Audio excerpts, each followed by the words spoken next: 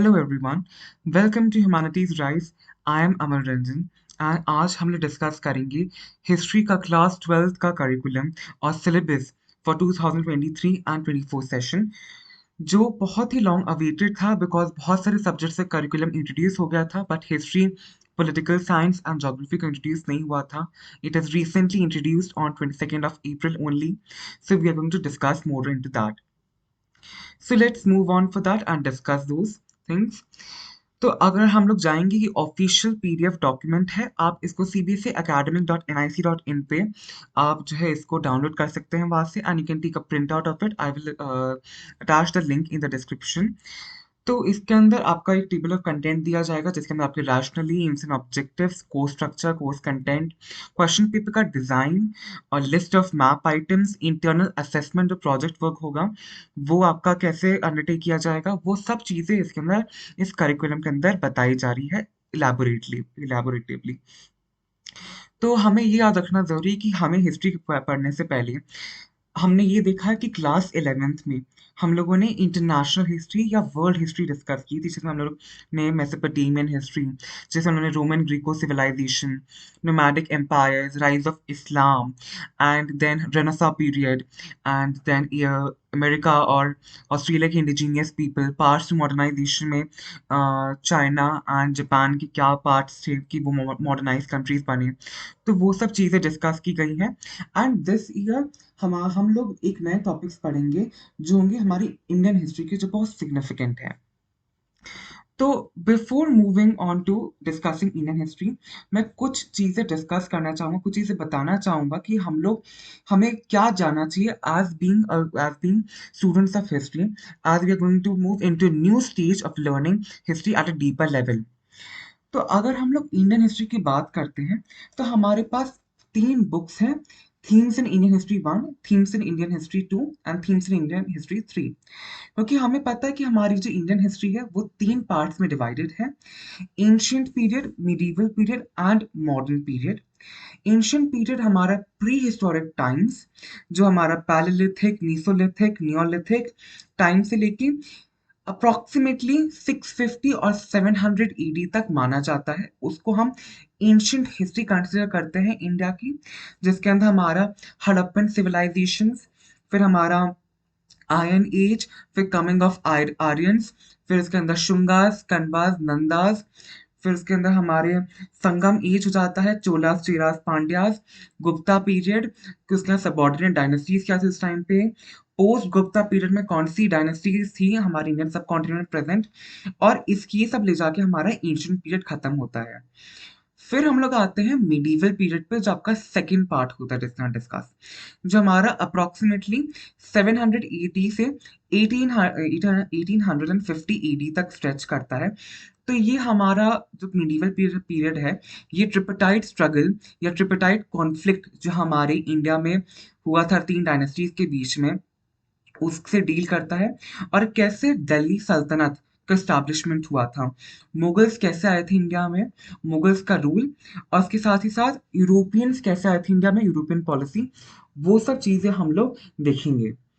फिर हमारा तीसरी बुक आती है, वो जो हमारी आती है मॉडर्न हिस्ट्री. मॉडर्न हिस्ट्री के अंदर हमारा बेसिकली यूरोपियंस के एडवेंट के बारे में हम लोग रिप्रेजेंट देखेंगे, मॉडर्न्स के उनके बारे में थे कि जब हमारे ब्रिटिशर्स आए थे तब क्या क्या चेंजेस आए थे. तो हमारा ये रफली रिवोल्ट ऑफ 1857 से पीरियड शुरू होता है. तो रिवोल्ट से बात करते करते हम लोग नेशनल मूवमेंट के बारे में बात करते हैं, फिर हम पार्टीशन के बारे में बात करते हैं, हमारा कॉन्स्टिट्यूशन कैसे बना, और उसके साथ ही साथ हम लोग ये देखते हैं कि हमारे कॉन्स्टिट्यूशन मेंबर्स ने कितने डेलिबरेटली हर चीज़ को डिस्कस किया था. सो ये रफली बहुत ही rough idea I have given you a very brief introduction to our Indian history which we are going to study in class 12. हम बहुत ही सिलेक्टेड टॉपिक्स, बहुत ही सिलेक्टेड थीम्स को हम डिस्कस करेंगे, because history is a very vast subject which can not be discussed in a single session. It needs elaborated discussion. So हमें ये याद रखना बहुत जरूरी है कि हिस्ट्री का जो है बहुत सारे एस्पेक्ट्स, बहुत सारे डायमेंशंस होते हैं: political, economic, social, cultural, historic, बहुत से डायमेंशंस होते हैं जिसको हम लोग एलाबोरेटली हम डिस्कस करते हैं, और हर हिस्टोरियन के पॉइंट ऑफ व्यू का हमें समझना बहुत ज़रूरी है, और हम हर एक पॉइंट ऑफ व्यू को अनक्रिटिकली नहीं एक्सेप्ट कर सकते। We need to evaluate, we need to analyse, और बहुत सारे हमारे एसेंशियल स्किल्स रिक्वायर्ड होते हैं हिस्ट्री को अंडरस्टैंड करने के लिए, हिस्ट्री को समझने के लिए। अब हम लोग देखते हैं कि हमारा सिलेबस क्या है, हमारा पैटर्न क्या है। जो हमारा themes in Indian history part 1 है, वो आपकी जो पहली बुक है, वो आपकी ये वाली बुक, ये आपकी एंशिएंट हिस्ट्री को डिस्कस करती है। ये आपकी 25 मार्क्स की है। हमारी जो दूसरी बुक है, वो है हमारी मिडीवल हिस्ट्री, जो हमारी इंडियन हिस्ट्री पार्ट 2 है। ये भी 25 मार्क्स की है। एंड हमारी जो थर्ड बुक है, themes in Indian history part 3, ये हमारा मॉडर्न हिस्ट्री के बारे में बात करता है, एंड ये भी हमारा 25 मार्क्स का है। तो 75 मार्क्स का आपका ये तीनों बुक का थ्योरेटिकल एस्पेक्ट्स टेस्ट किए जाएंगे, और फिर आपका जो मैप पोर्शंस हैं, जो इन थीम्स पे, इन चैप्टर्स के बेसिस पे जो मैप्स आएंगे, वो 5 मार्क्स के आएंगे, on the basis of location and labelling of certain important locations. तो आपका ओवरऑल 80% का आपका थ्योरेटिकल एग्जामिनेशन होगा बोर्ड का, एंड 20 मार्क्स का आपका प्रैक्टिकल होता है, या इंटरनल असेसमेंट बोलते हैं, जो आपका प्रोजेक्ट वर्क होता है। तो project which you have to undertake during this one academic session of class 12। आपके टीचर्स आपको गाइड करते हैं उसके through, and even I will also make a separate video on that कि हम लोग इंटरनल असेसमेंट को कैसे कैरी आउट करेंगे, what are the essential guidelines that we need to remember that. But in this aspect, in this video में हम theoretical aspects को ज़्यादा फोकस करेंगे। तो अब हम लोग अगर पार्ट 1 की बात करते हैं एंशिएंट हिस्ट्री की, तो उसके अंदर हमारा फर्स्ट चैप्टर है ब्रिक्स, बीड्स एंड बोन्स, या the Harappan civilization. So Harappan civilization हमारा जो है, बेसिकली डिस्कस करते हैं कि हमारी जो हमारी इंडियन हिस्ट्री है, वो कितने पुराने टाइम से 2500 3000 बीसी से हमारी वास्ट करती है। उस टाइम पे कौन से फेजेस थे, हड़प्पन फेजेस, उस टाइम पे कौन सी एग्रीकल्चरल टेक्नोलॉजीज थी, हम हड़प्पन सोसाइटी को कैसे रिकंस्ट्रक्ट कर सकते हैं, अर्बन प्लानिंग कितनी ज़्यादा थी हड़प्पन के अंदर, एंड उनकी ritual practices, different different archaeologist का कंट्रीब्यूशन हड़प्पन आर्कियोलॉजी को रिकंस्ट्रक्ट करने के लिए, हड़प्पन हिस्ट्री को रिकंस्ट्रक्ट करने के लिए। So we are going to discuss that now. एक चीज में यहाँ पे पॉइंट आउट करना बहुत जरूरी है कि ये जो हड़प्पन सिविलाइजेशन है, उसके ऊपर रिसर्च अभी भी आज के टाइम पे भी चल रही है, एक्सकविशंस चल रहे हैं, रिसर्च हो रही है, बहुत सारे आर्कियोलॉजिस्ट ऑन द फील्ड काम कर रहे हैं। तो वो कंटिन्यूअस मैटर ऑफ डेलिब्रेशन है। तो हम कोई भी चीज़ हम जब डिस्कस करेंगे, तो माइट और मे का यूज़ बहुत इंपॉर्टेंट है, because we are not sure about everything. सब चीज़ें निकल रही हैं, लेकिन हम श्योरली एविडेंटली एक पक्का सबूत, जो हम जिस चीज़ को बोलते हैं, वो एविडेंसेस मिलना अभी बहुत कम है, एंड धीरे धीरे करके रिसेंट जो उसके अंदर हम लोग बहुत चीज़ें जान रहे हैं। हमारे इंडियन आर्कियोलॉजिस्ट बहुत सिग्निफिकेंटली इसके स्टेप्स को अंदर ले रहे हैं। लोथल, राखीगढ़ी और धोलावीरा जैसी साइट्स को कंटिन्यूअसली हर रोज काम किया जा रहा है, जिससे कि हमें एक नया पर्सपेक्टिव मिले, एक नया आइडिया मिले हमारी पुरानी, सबसे पुरानी सिविलाइजेशन हड़प्पन सिविलाइजेशन की। सेकेंड चैप्टर जो था, वो हमारा था किंग्स, फार्मर्स एंड टाउन्स, जो बेसिकली 600 बीसी से 600 सी के बीच में जितनी भी रिपब्लिक्स, जितनी भी किंगडम्स, जितने भी डायनेस्टीज हैं, उनका बहुत ही ब्रीफ ओवरव्यू देखता है, और अर्ली स्टेट्स और अर्ली इकोनॉमीज कैसे ऑर्गेनाइज किए जाते थे, वो कैसे होता था, उनका वर्किंग आउट कैसा था होता था, उनका एडमिनिस्ट्रेशन कैसा होता था, उनकी ट्रेड प्रैक्टिसेस कैसी होती थी, उनकी लैंड ग्रांट्स क्या होते थे, कॉइन्स कैसे प्रोवाइड करते हैं, इंस्क्रिप्शंस क्या होते हैं, हम वो डिस्कस करेंगे। मौर्यस को हम थोड़ा सा इन डिटेल देखेंगे, और महाजनपदास से हमारी ऑफिशियल इंडियन हिस्ट्री कैसे शुरू होती है, डायनेस्टीज की एस्टैब्लिशमेंट में, ह्यूमन सेटलमेंट्स की एस्टैब्लिशमेंट में, हम लोग वो देखेंगे। बिकॉज हमें ये पता है कि आर्कियोलॉजिस्ट ने हड़प्पन हिस्ट्री बहुत रिसेंटली डिस्कवर की है, और जब अलेक्जेंडर कनिंघम, जो हमारे फर्स्ट डायरेक्टर जनरल थे एएसआई के, तो उनके हिसाब से हमारी हिस्ट्री, जो गंगा सिविलाइजेशन, जो गंगा वैली के बीच में जो ये सब जो महाजनपदास इरप्ट हुए थे, जो इमर्ज हुए थे, उनसे हमारी इंडियन हिस्ट्री शुरू हुई थी। लेकिन जॉन मार्शल, जो हमारे एएसआई थे, कि जो डायरेक्टर जनरल बाद में बने, उन्होंने हड़प्पन सिविलाइजेशन की डिस्कवरी की। तो ये चीज़ डिस्कवर होंगे। उसके बाद हमारा जो थर्ड पोर्शन है, वो हमारा होगा अर्ली सोसाइटीज के बीच में, जो हमारे basically kingship, caste and class के बारे में डिस्कस करेंगे। सोसाइटल पैटर्न्स, सोसाइटी इस टाइम पे कैसी थी, कैसे ऑर्गेनाइज की गई थी, वो डिस्कस होगा 600 बीसी से 600 सी के बीच में। किस टाइम पे हमारा जो है पैट्रिलिनी सिस्टम था, मेट्रिलिनी सिस्टम था, स्त्री धन, कन्यादान, गोत्र, वर्ण, जाति और अनटचेबल का क्या सिस्टम था, कौन सी अलग अलग आउटसाइडर जो डायनेस्टीज थी जो हमारे इंडिया में आई थी और इंडियन प्रैक्टिसेस को उन्होंने इस्टैब्लिश किया था, अडॉप्ट किया था, और एक्सेस टू प्रॉपर्टी कैसे डिफरेंशिएटेड थी पहले के टाइम पे, हम वो देखेंगे इसके अंदर। एंड हम लोग इंस्टेंसेस लेंगे महाभारता से, और महाभारत से हम अर्ली इंडियन हिस्ट्री को रिकंस्ट्रक्ट करने की मदद लेंगे। फोर्थ चैप्टर हमारा बहुत सिग्निफिकेंट है, थिंकर्स, बिलीफ एंड बिल्डिंग्स, जो हमारा कल्चरल डेवलपमेंट्स जो 600 बीसी से 600 सी के बीच में हुई थी, हम वो डिस्कस करेंगे, जिसके अंदर बुद्धिज्म, जैना फिलोसफी, उसके अंदर सांची स्तूपा, अमरावती स्तूपा, महायाना बुद्धिज्म, पुराणिक हिंदुइज्म और अर्ली हिंदू टेम्पल्स कैसे रिकंस्ट्रक्ट हुए थे, हम वो डिस्कस करेंगे। सो एंशिएंट हिस्ट्री का हमें एक बहुत ही रफ पर्सपेक्टिव मिल गया है कि कौन सा हमारा कल्चरल एस्पेक्ट्स, हमारा सोसाइटल एस्पेक्ट्स, हमारे इकोनॉमिक एंड पॉलिटिकल एस्पेक्ट्स, सब बहुत ही ब्रीफली डिस्कस करेंगे हमारे एंशिएंट हिस्ट्री के अंदर। And this is one of the most exciting parts of our Indian history. Second part और हमारी सेकेंड बुक आती है, वो हम बोलते हैं मिडीवल हिस्ट्री। तो मिडीवल हिस्ट्री के अंदर जो पहला चैप्टर है, through the eyes of travellers, वो basically different different foreign travellers के अकाउंट्स को डिस्कस करता है। Mainly 3 travellers, Al Biruni, Ibn Battuta and Francois Bernier के अकाउंट्स हमारे इंडिया के बारे में क्या थे, उनको बहुत इलाबोरेटली डिस्कस करता है। क्योंकि हमें पता है कि मिडीवल एरा के टाइम पे बहुत सारे बाहर से फॉरेन ट्रैवलर्स हमारे इंडिया में आए थे, तो उन्होंने अलग अलग अकाउंट्स छोड़ के गए कि इंडिया कैसा दिखता था, इंडिया के अंदर क्या क्या चीज़ें थी, उनकी मार्केट्स क्या थी, उनका कम्युनिकेशन सिस्टम क्या था, उनकी सोसाइटी क्या थी, उनकी इकोनॉमी क्या थी, उनकी पॉलिटी क्या थी। तो उन चीज़ों का हम, उन डिस्क्रिप्शंस को हम बहुत इलाबोरेटली भी डिस्कस करेंगे। जो सिक्स चैप्टर है वो आपका भक्ति सूफी ट्रेडिशंस है। भक्ति मूवमेंट एक सिग्निफिकेंट रिलीजियस मूवमेंट था जो हमारे साउथ में इमर्ज हुआ था और वो नॉर्थ की तरफ फैला था। वीरशैव ट्रेडिशन, अलवर, नैनास, आसाम का भक्ति ट्रेडिशन, उड़ीसा का, महाराष्ट्र का, बंगाल का, मीराबाई और women saints such as Andal and Karaikal Ammaiyar, nirguna bhakti, saguna भक्ति के अंदर क्या डिफरेंस होता है, हमारे तांत्रिक वर्शिप कैसे इमर्ज होने लग गई, ठीक है, वैदिक प्रैक्टिसेस को, चाहे हमारी जो वैदिक जो पूजा होती थी हमारे हिंदू रिचुअल्स को, उनको कैसे काउंटर किया जाने लग गया, और सूफिज्म की प्रैक्टिसेस, इस्लाम की प्रिंसिपल्स, वो कैसे इमर्ज हुए, हमारा सूफीज और स्टेट के साथ क्या एस्टैब्लिशमेंट था। और 3 बहुत ही इंपॉर्टेंट हमारे फिलोसफर्स थे, कबीर, गुरु नानक एंड मीराबाई। इन्होंने क्या, इन लोग की थिंकिंग थी, इन लोगों का हिस्ट्री हम कैसे रिकंस्ट्रक्ट करते हैं, एंड कैसे इन्होंने एक नई रिलीजियस फर्मेंट शुरू किया था, एक नया रिलीजियस पाथ शुरू किया था नॉर्थ इंडिया के अंदर, हम वो डिस्कस करेंगे। This is a very interesting chapter.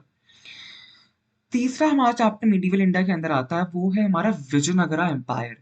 Vijayanagara empire was one of the most grandiose, grandeur and one of the most majestic empires, one of the most richest empires of the South Indian Empire, हमारे south India के अंदर। उसके अंदर इतना rich उनका contribution रहा है, art, architecture, polity, society के अंदर। हमारे जो हमें पता है कृष्णदेवराया, हमारे कृष्णदेवराया इसी एम्पायर के बहुत ही सिग्निफिकेंट राजा थे, एंड उन्होंने बहुत ही ज़्यादा चेंजेस किए हैं, बहुत ही अच्छे चेंजेस उस टाइम पे आए थे। तो इस टाइम पे बेसिकली हम लोग पूरे इस एम्पायर को, कि क्यों हमारा ये एम्पायर हमारे इंडियन हिस्ट्री के अंदर एक सिग्निफिकेंट पोजीशन ऑक्यूपाई करता है, हम ये डिस्कस करेंगे। फिर हमारा नेक्स्ट चैप्टर आ जाता है, जो लास्ट चैप्टर है मिडिवल हिस्ट्री का, pageants, zamindars and states. Basically Mughal जो एम्पायर है, उसके कोर्ट को, उसके राजा रानियों के और उनके जो कोर्ट सिस्टम था उसको डिस्कस नहीं करेंगे, वो परमानेंटली डिलीट कर दिया गया है। जो Jahangir, Akbar, Humayun, establishment of cities, वो सब परमानेंटली डिलीट कर दिया गया है। एनसीईआरटी सीबीएसई में बहुत रिसेंट ड्रास्टिक स्टेप लिया गया है इसी साल से। सो हम ये देखेंगे इस चैप्टर के अंदर कि मुगल सोसाइटी के अंदर जो रूरल रिलेशंस, गांव के अंदर कैसे लोगों के रिलेशन थे, क्या गांव की सोसाइटी थी, जमींदारी सिस्टम क्या था, वहाँ पे जो जो जंगली लोग थे वो क्या थी, वुमेन की पोजीशन क्या थी, अकबरनामा जो हमारी अबुल फजल के बारे में जानेंगे, लैंड ग्रांट, लैंड की क्या सिचुएशन थी, उन सब चीज़ों के बारे में जानेंगे। तो ये आपका 25 मार्क्स का सेकंड बुक खत्म होती है। तीसरी बुक हमारी आती है मॉडर्न इंडिया पार्ट 3। वो आपका है colonialism and the country side. तो हमें पता चलता है, हमने पहले पढ़ा हुआ है हमारी प्रीवियस क्लासेस में कि बैटल ऑफ प्लासी से हमारा ऑफिशियल ईस्ट इंडिया कंपनी ने जो है हमारा एस्टैब्लिशमेंट शुरू कर दिया था इंडिया के अंदर।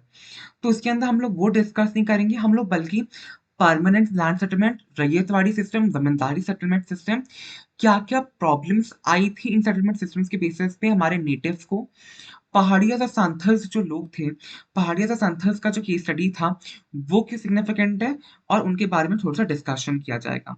तो that's a very new topic और ये बहुत ज़्यादा डिस्कस नहीं किया गया है, तो हम लोग इस साल इसको थोड़ा-सा अच्छे से डिस्कस करेंगे।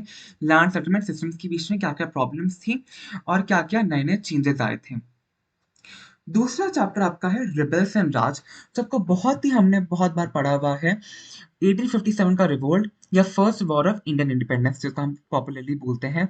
तो उसके अंदर हमारे तात्या तोपे, उसके अंदर हमारे नाना साहेब, उसके अंदर हमारे रानी लक्ष्मीबाई, उसके अंदर हमारे बहादुर शाह जफर, मेरठ कैसे मूवमेंट शुरू हुई थी, दमदम की मूवमेंट्स, कौन सी रूमर्स थी, कौन सी प्रोफेसीज उस टाइम पे हुई थी, अवध का एनेक्सेशन, डॉक्ट्रिन ऑफ लैप्स कैसे क्यों इम्पोर्टेंट था, सब्सिडरी अलायंस सिस्टम क्या था, अलग-अलग रिप्रेजेंटेशंस क्या थी, रिबेल्स का प्रोक्लेमेशन क्या थी, यूनिटी की रिप्रेशन कैसे हुआ था इन रिबेल्स का।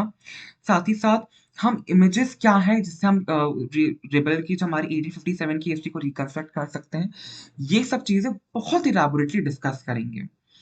एंड सेकंड लास्ट चैप्टर है जो one of the most important chapters है, वो है नेशनल मूवमेंट जो हमने बहुत बार पढ़ा हुआ है एंड इलैबोरेटली हमने 10th क्लास डिस्कस किया हुआ है, जिसका हम लोग non cooperation, Satyagraha movement, civil disobedience, quit India movement, partition के बारे में थोड़ा सा इंट्रोडक्शन, और गांधी जी की क्या इंपॉर्टेंट रोल था इन सब मूवमेंट्स के अंदर, और गांधी जी की हिस्ट्री हम कैसे रिकंस्ट्रक्ट करते हैं वो इस चैप्टर के अंदर जानेंगे।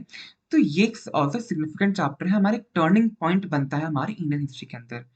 एंड लास्ट चैप्टर जो है फ्रेमिंग द कॉन्स्टिट्यूशन, वो बेसिकली हमारी इंडिया को पार्टीशन मिल गया, तो कॉन्स्टिट्यूएंट असेंबली ने हमारा एक नया संविधान कैसे रचा, अलग अलग लोगों की अलग अलग व्यू पॉइंट्स क्या क्या थी, किस किस चीज़ों को डिस्कस किया गया था, कितना डेलिबरेटली इश्यूज उस पर पॉइंट्स ऑफ व्यू हुए थे, आर्ग्यूमेंट्स क्या थे, और उनको रिकनसाइल कैसे किया था और इंक्लूड कैसे किया गया था, अलग अलग लोगों के व्यू पॉइंट्स हम लोग डिस्कस करेंगे, और क्या देखेंगे कि क्या इश्यूज बहुत सिग्निफिकेंटली डिस्कस किए गए थे हमारे कॉन्स्टिट्यूशन मेकिंग के अंदर। तो ये आपका एंशिएंट, मिडीवल और मॉडर्न का मैंने बहुत ही ब्रीफ ग्लिम्प्स दिया है। तो ये आपका टोटल 75 मार्क्स का थ्योरेटिकल एस्पेक्ट पूछा जाएगा। 5 मार्क्स जो आपका पूछा जाएगा कई के चैप्टर से मैप्स होंगे, उस मैप वर्क को भी हम सेपरेट लेसन के अंदर डिस्कस करेंगे, सेपरेट वीडियो के अंदर डिस्कस करेंगे, और वो भी 5 मार्क्स आपका लोकेशन और लेबलिंग का सर्टेन लोकेशंस की होगी। तो ये आपका टोटल मिला के 75 प्लस 5 80 मार्क्स का थियोरेटिकल बोर्ड का एग्जामिनेशन होगा, और 20 मार्क्स का आपका प्रैक्टिकल एस्पेक्ट या प्रोजेक्ट वर्क वो इंक्लूड होके आपका 100 मार्क्स का ये टोटल हिस्ट्री बनेगा। हमारी रैशनलाइज्ड 2023-2024 जो एनसीईआरटी की जो टेक्स्ट बुक्स हैं, जो बहुत ही रिवाइज्ड वर्जन है जो इश्यू की गई हैं, वो अवेलेबल है एनसीईआरटी के अंदर, उसका भी मैं लिंक कर दूंगा डिस्क्रिप्शन का, प्लीज़ चेक कीजिएगा।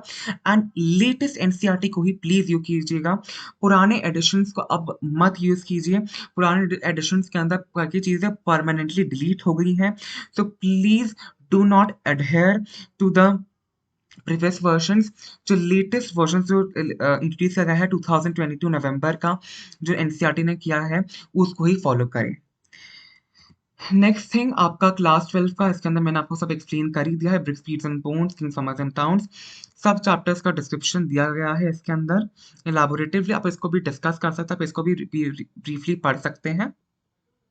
मैप आइटम्स इसके अंदर आपको दिए गए हैं बहुत ही क्लियरली। एंड हमारा अब बहुत इंपॉर्टेंटली बताया गया है क्वेश्चन पेपर डिजाइन क्या है। क्लास 12 का क्वेश्चन पेपर डिजाइन बहुत डिफरेंट है क्लास 11 से हिस्ट्री के बेसिस में। हमारे वन मार्कर एस्पेक्ट्स हमारे बेसिकली जो है ए बी सी डी और ई सेक्शंस में डिवाइडेड होता है पेपर। ए सेक्शन आपका आता है वन मार्कर क्वेश्चन जो आपके objective questions, MCQ, assertion, reason, fill in the blanks, choose the correct statement, make the correct pair, match the following, सब ऑब्जेक्टिव बेस्ड क्वेश्चंस आते हैं। तो वो मिला के आपके टोटल 21 मार्क्स कैरी करता है जो आपका बहुत सिग्निफिकेंट होता है। 777 मार्क्स का हर एक बुक से क्वेश्चन पूछे जाते हैं। तो ये 1 मार्क का क्वेश्चन आपके मार्क्स एक बार में बढ़ा सकते हैं और 1 मार्क्स में घटा भी सकते हैं। जो शॉर्ट आंसर क्वेश्चन है, जो 3 मार्कर क्वेश्चन होते हैं, वो आपके 6 क्वेश्चन पूछे जाएंगे। 2 क्वेश्चन हर बुक से पूछे जाएंगे, तो टोटल 18 मार्क्स का पूछा जाएगा।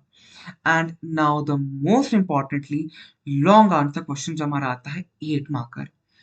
हर एक बुक से 8 मार्कर पूछा जाएगा। ऑप्शंस मिलेंगे 2 क्वेश्चन के बीच में and you have to wisely select the correct option and ये आपका 24 मार्क्स कैरी करता है। That is very important.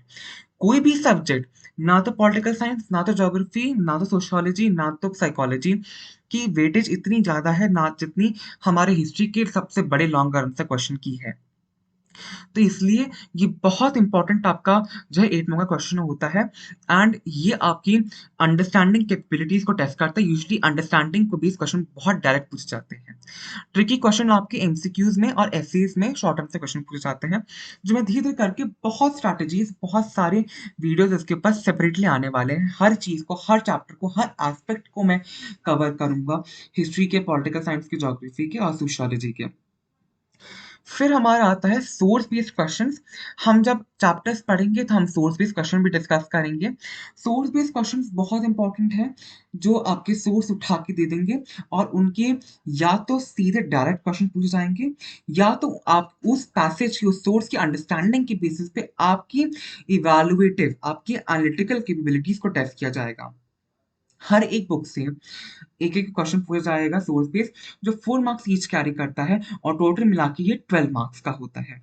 फिर मैप मैंने ऐसे बता ही दिया था कि आपका 5 मार्क्स का स्टेटमेंट होगा। कुछ पॉइंटिंग्स आपकी लोकेशन के लिए होगी, कुछ आपके लिए लेबलिंग के लिए होगी, ठीक है।